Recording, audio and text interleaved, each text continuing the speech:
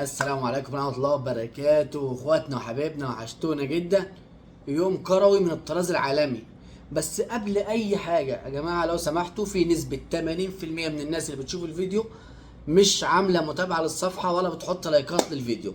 فلو سمحتوا حطوا لنا لايكات للفيديو عشان يوصل لاكبر عدد من الناس، وحد كمان يشوف لنا بقى رقم سباك، رقم حد بتاع سباكة، عشان خاطر في فرقة من فرق الدوري بتنقط.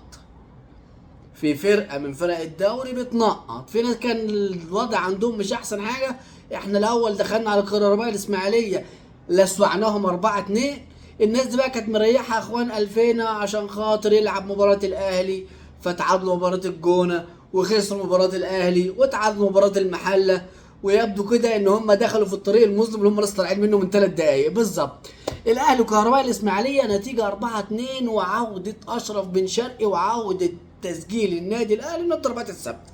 اصحوا فوق معانا، ركزوا، عشان الاهلي دخل الطريق اللي انتوا عارفينه، اللي ركب فيه الدوري ومش هينزل. الاهلي ركب الطريق اللي هيركب فيه الدوري ومش هينزل، وانتوا عارفين الاهلي لما بيركب الدوري بيعمل ايه. بدأت معانا مباراة الزمالك، وعلى فكرة لو هنلف الدنيا كلها مش هنلاقي غريم يخاف عليك وعلى مصلحتك قد نادي الزمالك. الناس دي بتحب الاهلي جدا. قال لك انت كان مستواك وحش في اول الدوري، طب خد تعادلات في هزايم في تعادلات وادينا خسرنا لك. جه عندك عايز 3 نقاط، احلى 3 نقاط النادي الاهلي حبيبنا وابن حبيبنا. طب بعد كده احنا لسه قدام ادي تعادل مع المحل، هتلاقي فين غريب يعمل لك كده ويخلي عودتك على حسابه؟ قول لي كده بالله عليك كمشجع اهلاوي، هتلاقي فين غريب يعمل معاك كده؟ الناس دي جميلها مغرقانه، خلي بالكم. خد بقى من بن شرقي لامام عاشور لزيزو.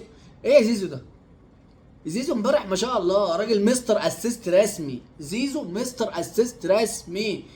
وزيزو بيصنع لمين؟ لياسين مرعي. ايه الحلاوه والجمال ده يا جماعه؟ والله العظيم غريم غريم غريم. حبيبي حبيبي حبيبي حبيبي حبيبي حبيبي. زيزو بيصنع ياسين مرعي. جناح الزمالك السابق بيصنع لمدافع الزمالك السابق.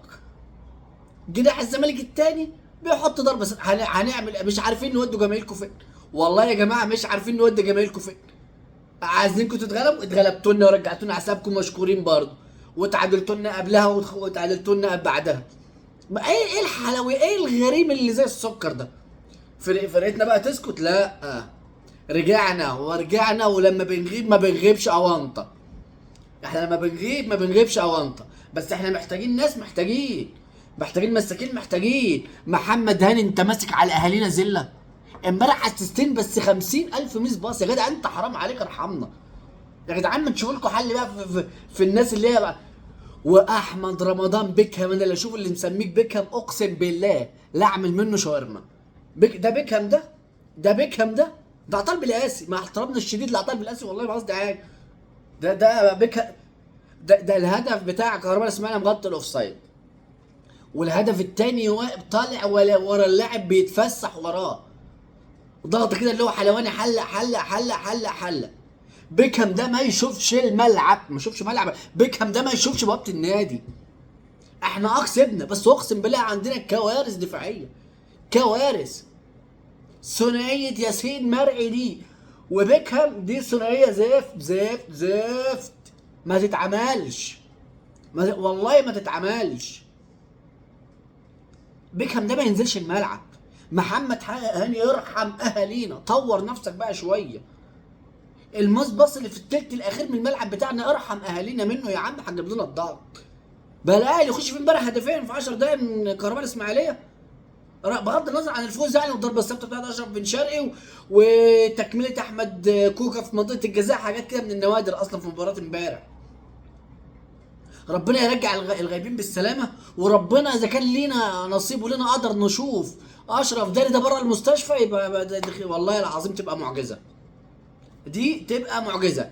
فاحنا مش عارفين نقول ايه. ليفربول كمان اتلسع بقاله 3 ماتشات في الثواني الاخيره. ليفربول بياكل على ودانه في الثانيه الاخيره. امبارح اتهزم من تشيلسي في الدقيقه الاخيره بعد ما كان مغلوب، وتعادل في الدقيقه الاخيره من الوقت بدل الضايع.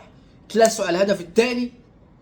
ريال مدريد ما زعلناش، فالناس اللي بتشجع مدريد والاهلي وليفربول اتنين فرحوك، واحد زعلك وتمشي الامور وتمشي الدنيا. يا اخواتنا وحبايبنا، دي كانت نتائج وكلمتين مختصرين كده عن اللي حصل في ماتشات امبارح. ادعمونا بلايك وشير عشان الفيديو يوصل لاكبر عدد من الناس.